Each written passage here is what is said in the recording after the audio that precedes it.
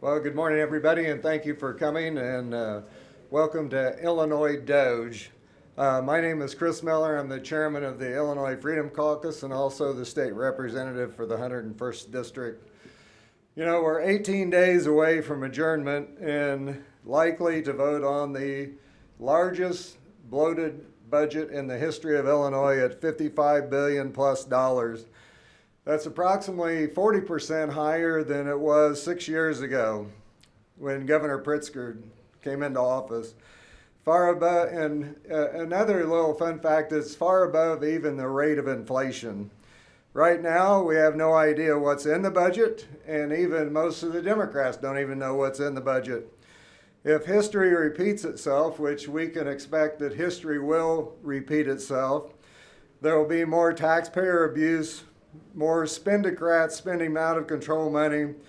As usual, the budget has been drafted in secret. It'll be dumped on the last day of session, most likely in the middle of the night. No time to review.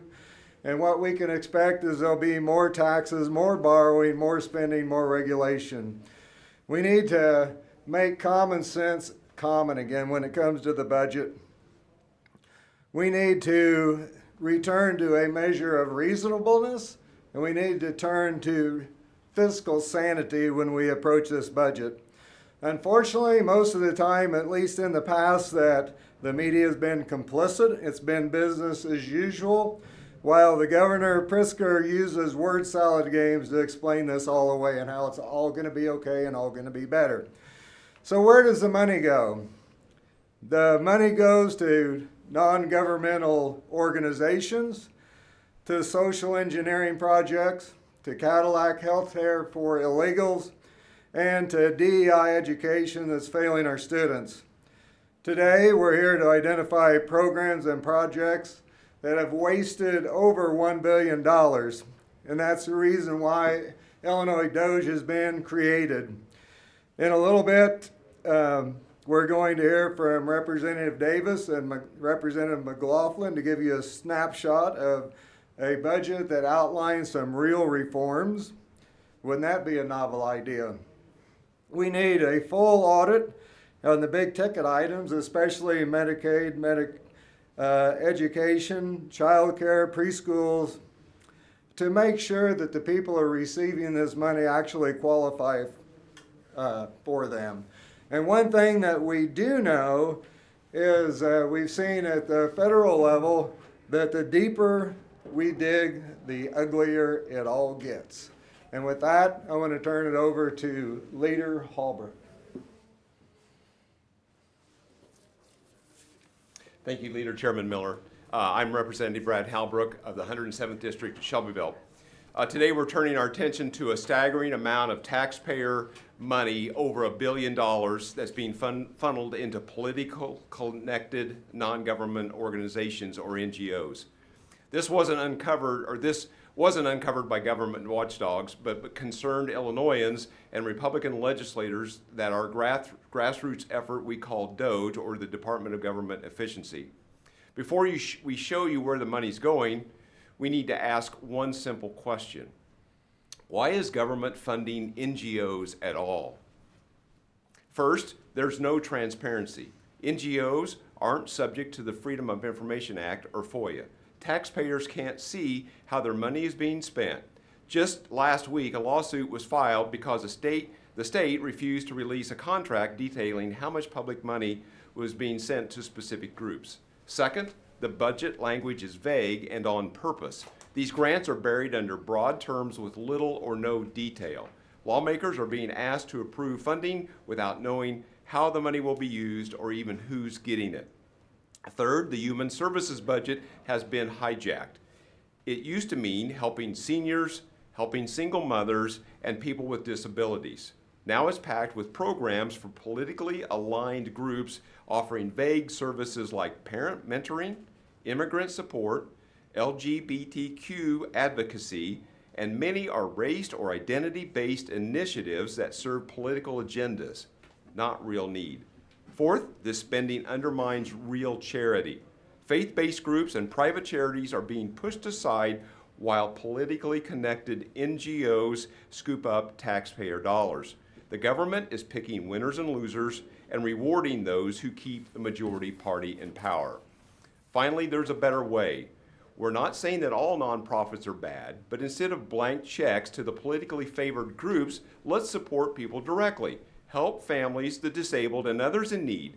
Then let them choose the services that work for them. And with that, I will turn it over to Leader Niemerg that will walk us through where the money's going and who's benefiting. Thank you, folks. Thank you, Representative Halbrook. Thanks for being with us here today.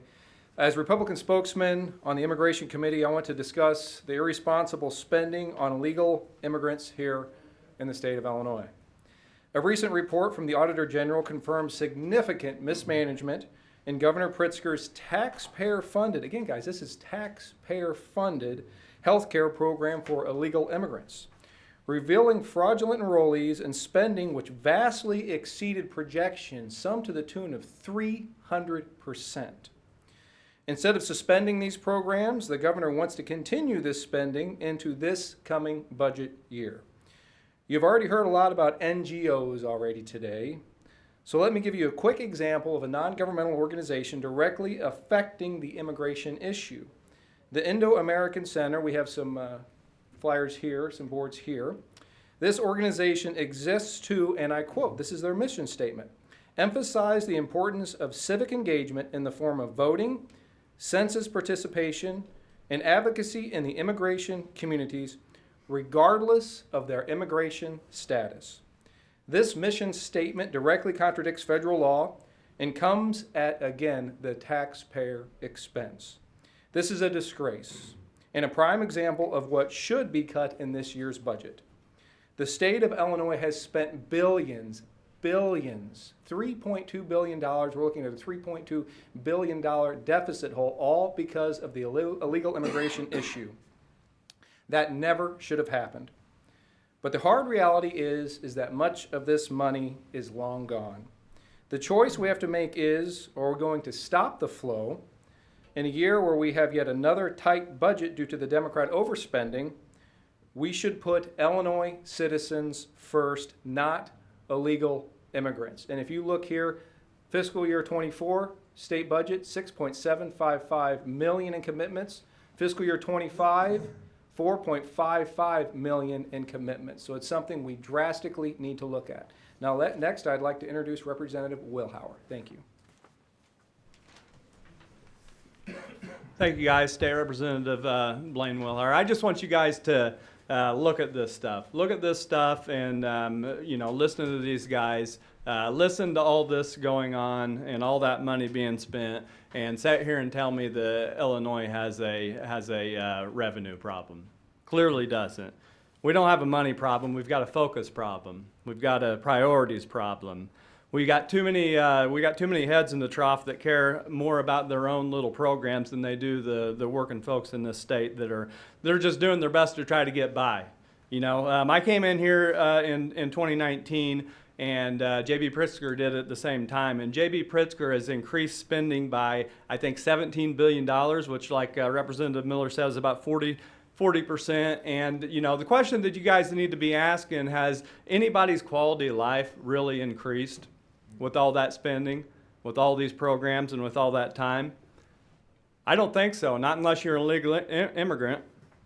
No amount of government spending is going to fix a system that's built on a foundation of fraud and lies. DEI, that's what a lot of this stuff boils down to. It's a fraud. Reasonable people know it. It's being defunded at the federal level. It's been put at the forefront of every agency and every appropriation in this state for basically the last generation, and it's failed. And the burdens of those failures, they are always borne disproportionately on the people that can afford it the least. And that bears out in Illinois. Illinois is focused more on DEI than anyone in America, and the result is that Wallet Hub just came out and said that we're ranked dead last in the country when it comes to racial equity. But when DEI and equity, when they're the end goal, the first casualty is always going to be excellence. That's just the way it works. Look at our education system. I'm the minority spokesperson on K through 12 appropriations. We're spending more money than ever in our education, and our proficiencies are in an absolute crisis. 80 schools in this state where 0 kids, not a single kid, is proficient in math. 24 schools in this state where not a single kid, not one single kid, is proficient in reading. 30% literacy rate statewide. That's a systemic failure, and no amount of money is going to fix it. But, you know, there are other states out here that are ditching the DEI. They're getting back to the basics. They're focusing on science of reading. States like Mississippi, you know, Mississippi's got a diverse population. Their socioeconomic standards are much lower than ours. They're spending $12,000 per student, and they have the fastest growing literacy rate in the country. Illinois is spending $22,000 per student. That's a big difference, guys. So, you know, as we get to the budget, you know, in the next couple of weeks, I think that one thing that we can implore J.B. Pritzker to do is cut the fat. But when you get so bloated, it's not easy. But the time for easy answers was a long time ago. I want to introduce State Representative Martin McLaughlin. Thank you. So Jed Davis. So Jed Davis and I have been working on an alternative budget. I'll let Jed start and I'll wrap up. So Jed, go ahead. Perfect. Yeah, it's very easy to sit and complain kind of about the state of Illinois, which is why I'm grateful for the representatives that stand behind me and the work that has been put into the boards and all the information that you've seen to date. I've been working diligently as well, kind of in my office, burning the midnight oil, and tomorrow plan to release a proposed budget. I think there's a clear path down to $44 billion that is not painstaking to the people of Illinois, and also putting $1,500 back into the pockets of working families. Again, we do not have a revenue problem. We have a priority problem. I mean, this money isn't ours, it's yours, it's the people's. So it's time to put it back into their pockets and live by a simple principle, which is spend less and live better.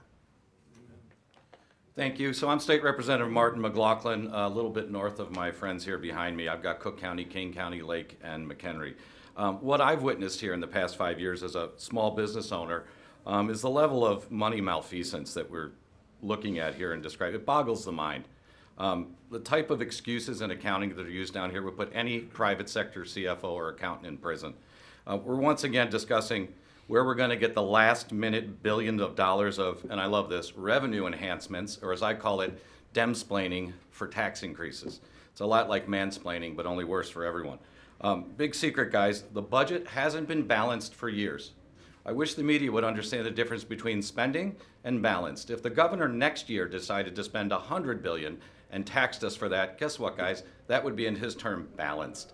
But what's really been going on is increases in spending, as my colleagues have been talking about, so far out of whack that we've got a real problem in Illinois, and it's called out-migration. And the real problem is the Democrats down here and the governor doesn't understand what our government job is to be. It's to get out of the way and let the private sector, let families, and let individuals live their lives. Instead, they try to get in at every level, and what you end up with are programs like this, where somebody's brother-in-law has got a P.O. box somewhere in Chicago, and they're making out like gangbusters. This is what Democrat majority is trying to protect. You know, the governor is big on identity politics in this state. I wish he'd stop identifying as the President of the United States and going to Mexico and all over Europe and start identifying for what he truly is. He's the governor of a failing state. We've been growing two things in Illinois. We've been growing government jobs and Mayflower and U-Haul's profits as we've sent people out of the state because we're not giving them a reason to stay. I'm very proud to have worked with Representative Davis on a budget, and to his point, there's anywhere between $5 and $10 billion that can be saved. They'll be screaming and yelling and crying. It'll be from these people and everyone that backs them. The taxpayers in this state are desperately crying for it, and I'm very proud to be up here today. And with that, we'll answer questions. Thank you. Looking at this list, and I've kind of gone through Illinois' checkbook and opened the books as well, looked at different nonprofits. Curious your thoughts on, you point out the Hispanic Chamber of Commerce of Illinois. There's also a Mexican Chamber of Commerce. There's a Mexican-American museum that's free up in Chicago, but it gets hundreds of thousands of dollars, if not millions of dollars. That compared to, say, the American Lung Association, which I think gets like $2 million a year or so? That's a nonprofit as well. Is it just going after all nonprofits, or is it kind of picking and choosing which ones are appropriate and which ones are not? Well, the first thing is that Representative Miller mentioned, how do you audit these non-for-profits when they're not bound by the same rules and regulations that state agencies are? It's hard enough to get the state agencies to cooperate when we ask for FOIA requests. I mean, there's the speed in this world, and frozen ketchup or slow molasses is where we get this stuff back from these government agencies. We need to have the ability to go into these agencies and have them respond, and the current structure doesn't allow us to. So although your question is great, we can't get information from the spending from these agencies in the way that we need to as legislators that oversee the spending of our tax dollars. Well, just to correct me, it was 5.8 million the American Lung Association got last year, so I'm curious what they're gonna get this year. To the budget proposal that Republicans have put together, you said 44 billion? Where's that difference in $11 billion? What do you guys, is it all of these non-for-profits? Is it, Yeah, no, it's a mixture of a lot of things. I mean, there's a lot of things in our budget. You go through the last 2 years, I mean, you're tens and tens and tens of thousands of line items to go through. So there is a lot of areas that you don't need to whack 5 billion from one thing, but you start whittling things down, a lot can add up. A little can add up to a lot real quick. And that whole document, I've got about a 30-page document that will drop tomorrow, and we'll answer all those questions. So I would say stay tuned for that. But are there certain state agencies that would have significant cuts in your budget proposal? Yeah. Again, I think there's ample opportunity to cut, and I would definitely recommend holding tight for tomorrow. It will all be in everyone's purview, and you'll be able to read every word you wish. While you guys are talking about migrant spending, I'm sure you were happy to hear during the governor's budget address that he was cutting a significant amount of that spending by getting that certain age group out of it. Of course, there is another portion that will receive funding in this budget, but what are your thoughts on cutting a significant amount of people out of that free healthcare service? Obviously, the Latino Caucus hopes to bring it back, but I mean, it seems like a done deal that it's not going to be in the budget this year. Are they Illinois citizens? Are they U.S. citizens? We've got people that are really struggling in this state. We have the highest property tax burden in the country. We have the highest state and local taxes. We need to prioritize our own people first. And really, J.B. Pritzker has a lot to thank Donald Trump for that. I mean, he's closed the border in the 5 months that he's been here. They're stemming the flow of illegal aliens into places like Chicago. So that's doing a lot of the work. But at the end of the day, we can talk about all these numbers and do all of this, but until we get away from the social engineering and start doing real engineering, start building things in this state, we're going to have trouble. And if we're going to do that, we got to fix a lot of systemic problems that we have that nobody wants to deal with around here. Like I said before, the easy answers were a long time ago. It's going to take tough people to come up here and right-size this stuff, because when you start talking about this stuff, when you start talking about defunding some of this nonsense and fixing our structural problems, you're going to get attacked by a lot of very powerful people that don't have the best interests of the Illinois citizens in mind, because they're profiting off of this stuff. So until we get into that, until we start tackling that, we're going to have these problems. And J.B. Pritzker's never going to tackle that. The Democrat majority is never going to tackle that. We need to do something different. Where do your colleagues outside the Freedom Caucus stand on your budget proposal? Have you talked to them about it? Some of the more moderate GOP members? Well, for the record, I am not a Freedom Caucus member. However, I appreciate what these gentlemen are doing. Oh, sorry. For the record, I am not a Freedom Caucus member, but I am a person that believes in controlling spending. So, to your point, I am one of those people, just to make sure the record is clear. Where does your caucus leader stand, though? I have no idea. this list of NGOs, is that an incomplete list just to fit on the board, or is there more? Yeah, so there's dramatically more, okay, and this is, How many more? Like, I mean, almost $44 million. yeah, And what is well, that, we know 20? there's at least $1 billion. We talked about that in the opening. There's at least $1 billion, and there could be more, but this is just a sampling. You can kind of pick out why they're there. Again, the question is, and I think this heat map is really, really important over here too, that shows where the bulk of these funds are going, okay? And I know you're gonna say, well, they're going into the large population centers, but the churches in my district are not getting any of these dollars. The any other NGOs in my district are not getting these dollars. These dollars are going into certain districts across the state of Illinois.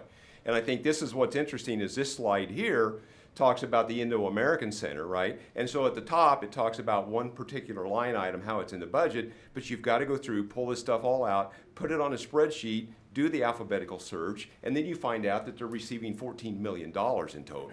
So while one item may look like a few $100,000, there's literally tens of millions of dollars that are going to these single entities. And what's interesting is these functions, if like this Indo-American Center, those 4 or 5 bullet points are all functions of government. But we don't have any accountability with the Indo-American Center, like Representative Leader McLaughlin said. We don't have any accountability. They're not subject to FOIA, and so these are bad deals for taxpayers because we don't know that these functions are actually getting done.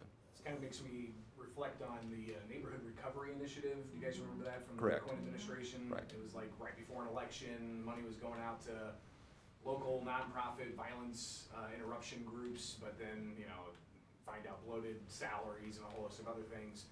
I can't remember how that, you know, kind of blew up, but I mean, what do you think it's going to take to get to, you know, highlighting how your guys' concerns are that this money's going to politically connected groups with no oversight, and it could be going into the pockets of people to get out to vote or, you know, conduct politics rather than government services? I think it absolutely is. A lot of this stuff is going to community organizing groups whose specific goal is registering voters and getting people out to vote. But guys, this is the work of just a few people, you know, that have diligently put all this stuff together. Imagine if we put the full force of a reform-minded government behind digging into this stuff, forensically auditing this stuff, and getting to the bottom of it. So, you know, you say that, you know, there's only 40 of them or so on here. Well, that's the work of about, you know, 3 or 4 very diligent, independent private citizens that are putting this stuff together. We need the government to go in. We need the, you know, part of our job in the House of Representatives is supposed to be oversight. We're supposed to be overseeing stuff, but all we're doing is rubber stamping things to political friends. Talked about K through 12 education. I'm curious to hear any of your thoughts about the proposed evidence-based funding model for higher ed. Very intense committee hearing that multiple of us covered. It seems that bill is, you know, kind of on ice right now due to the U of I's strong opposition. But many of you have EIU in the backyard. You have U of I right there. What are your thoughts on that? Same principles. It's the same principles as K through 12. I mean, on the higher education, they're spending more money than almost anybody in the country, and our tuition rates are so high that we're basically funding the SEC schools. You know, how many people in your neighborhood, how many of your top academic people in high school have gone to the SEC? They go down there because the tuition is remarkably lower, and they actually have economies down there that you know, respect them when they get out of school. You know, we need to prioritize getting Illinois students to stay in Illinois, but we can't do that because these universities, they come here and they cry and everything about, you know, I had a bill a couple years ago that wanted to mandate University of Illinois, which is a land grant university. I wanted to mandate them to get to 80 or 85% Illinois students. We're funding them, but they want zero to do with it because they can get a lot more money from out-of-state folks. They can get a lot more money from their international folks. So, you know, until it's like everything else, until we get to focus on Illinois citizens first and all of this stuff, we're going to continue to struggle. It's the same problems everywhere. It's priorities. It's not money. It's priorities. We got time for one more. All right, thank you guys. I do have one thing I want to add to this is that, you know, we've talked a lot about priorities, and one of the things that nothing's going to change here in Illinois until we get the political courage to actually do something about it, put our so-called money where our mouth is. But right now, all we do is lie, deflect, massage, manipulate the numbers, manipulate the story. But Illinois has a vision problem because we need to have a vision to compete to be number one. We need to look at the drivers that are driving people out of our state to Tennessee, Texas, and Florida, and we need to adopt some of the same policies that they're adopting to bring people back to our state. to lower the tax rate, to lower the corporate tax rate, to make sure real estate taxes are reasonable, that all of our fees and services are reasonable in line with these other places that are stealing our citizens away from us because they're going to a place where there's more opportunity. And until we have the political courage to do that, guess what? When you start to trim the pork, the pigs start to squeal. And that's what we're going to see when these things get exposed. The uproar is going to be deafening. And so we need to orchestrate a real change in our vision and what we're trying to accomplish. We put Illinois citizens first. We put Illinois businesses first. We put Illinois families first. And guess what? Voila, you're going to see massive structural changes in the state of Illinois and the way we do business. Thank you. Thank you.